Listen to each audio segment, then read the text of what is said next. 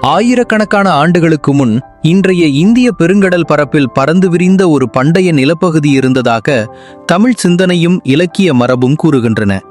அந்த நிலமே குமரி கண்டம். இது வெறும் ஒரு நிலப்பகுதி அல்ல, தமிழர் நாகரிகத்தின் ஆதி தாயகமாகவும் மொழி, பண்பாடு, இலக்கியம், அறம் ஆகிய அனைத்தும் உருவெடுத்த ஆரம்ப புள்ளியாகவும் கருதப்படுகிறது.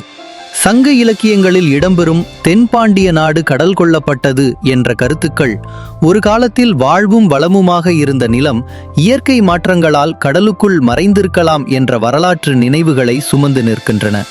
தமிழ் மரபின்படி முதற் சங்கம் முதல் பல சங்கங்கள் இயங்கிய மையம் இந்த குமரி கண்டமே என சொல்லப்படுகிறது. அங்கு கவிஞர்கள், புலவர்கள், அறிஞர்கள் ஒன்று கூடி மனித வாழ்க்கையை பற்றிய ஆழமான சிந்தனைகளை பகிர்ந்தனர் என்றும் அந்த சிந்தனைகளே பின்னர் சங்க இலக்கியங்களாக உருப்பெற்றன என்றும் நம்பப்படுகிறது. குறிப்பாக சிலப்பதிகாரம் மற்றும் மணிமேகலை போன்ற காவியங்களில் நிலப்பகுதிகள் கடலால் அழிந்ததாக வரும் குறிப்புகள் குமரி கண்டம் பற்றிய எண்ணங்களை மேலும் வலுப்படுத்துகின்றன.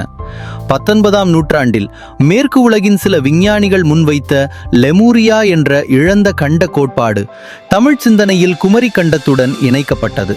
இதன் மூலம் தமிழ் நாகரிகம் மிக பழமையானது, கடலால் அழிந்த ஒரு பெரிய நிலப்பகுதியின் வாரிசு என்ற பார்வை உருவானது. நவீன அறிவியல், பிளேட் டெக்டோனிக்ஸ் மற்றும் புவியியல் ஆய்வுகள் முழு கண்டம் திடீரென மூழ்கியது என்பதற்கு நேரடி ஆதாரம் இல்லை என கூறினாலும், கடல் மட்ட உயர்வு, நிலச்சரிவு, காலநிலை மாற்றம் போன்ற இயற்கை செயல்பாடுகள் காரணமாக சில முக்கிய நிலப்பகுதிகள் அழிந்திருக்கலாம் என்பதை குறித்து சுட்டிக்காட்டுகின்றன.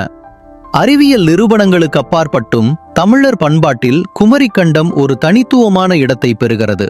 அது தமிழின் கால ஆழத்தையும் நாகரிக பெருமையையும் இழந்த ஒரு பொற்காலத்தின் நினைவையும் குறிக்கும் சின்னமமாக விளங்குகிறது. குமரி கண்டம் பற்றிய கதை தமிழ் மொழி வெறும் ஒரு தொடர்பு மொழி அல்ல, அது காலத்தை தாண்டி வாழும் ஒரு நாகரிகத்தின் குரல் என்பதை கூறுகிறது. அதனால்தான் இன்று வரை குமரி கண்டம் பற்றிய விவாதங்கள், ஆய்வுகள், கவிதைகள், ஆவணப்படங்கள் தொடர்ந்தும் உருவாகி கொண்டிருக்கின்றன.